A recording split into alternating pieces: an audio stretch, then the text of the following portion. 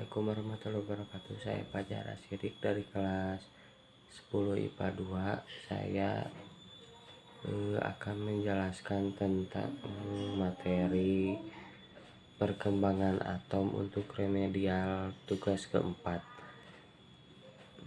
Jadi atom adalah partikel-partikel kecil yang menyusun zat yang lebih besar.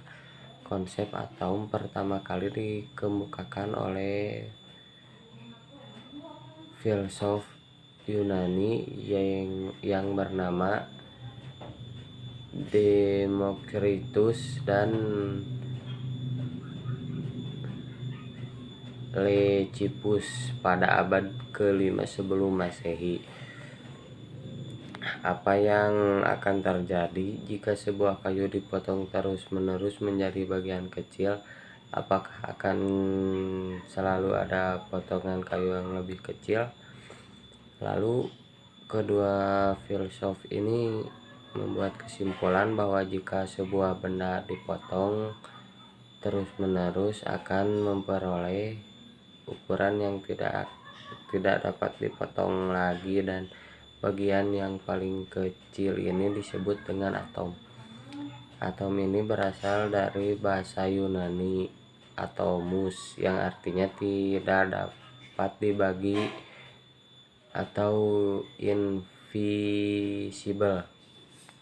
Satu abad kemudian, orang filsuf Yunani bernama Aristoteles mengusulkan konsep atomnya sendiri berbeda dengan filsuf sebelumnya. Aristoteles mengemukakan bahwa segala materi di alam tersusun 4 unsur, yaitu tanah, udara, api, dan air.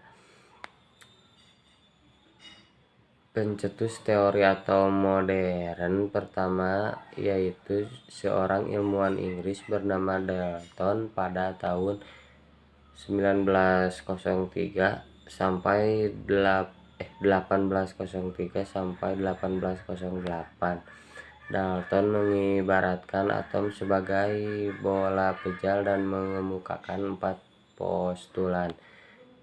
Yang pertama, materi tersusun atas partikel sangat padat dan kecil yang tidak dapat dibagi. Bagi partikel ini dikemukakan atom. 2. Atom suatu unsur identik dalam segala hal tetapi berbeda dengan unsur atom lain. Yang ketiga, dalam reaksi kimia terjadi penggabungan atau pemisahan dan penataan ulang atom-atom dari suatu komposisi ke komposisi lain.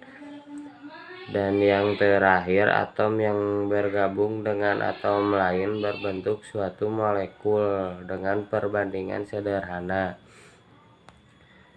Teori atom menurut Thomson yaitu atom mengandung elektron bermuatan negatif yang tersebar merata di dalam seluruh atom. Atomnya disuamsikan berupa bola pejal yang bermuatan positif. Sedangkan menurut Nussbaum ada 4 postulat. Yang pertama, dalam mengelilingi inti atom, elektron berada pada kulit lintasan tertentu. Yang kedua, selama elektron berada pada lintasan elektron tertentu, energi elektron tetap sehingga tidak ada energi yang diemisikan atau diserap. Yang ketiga, elektron yang dapat beralih pada suatu kulit lain dengan besarnya energi yang terlibat. Dan yang terakhir, lintasan stasioner elektron memiliki momentum sudut. Sekian dari saya. Assalamualaikum warahmatullahi wabarakatuh.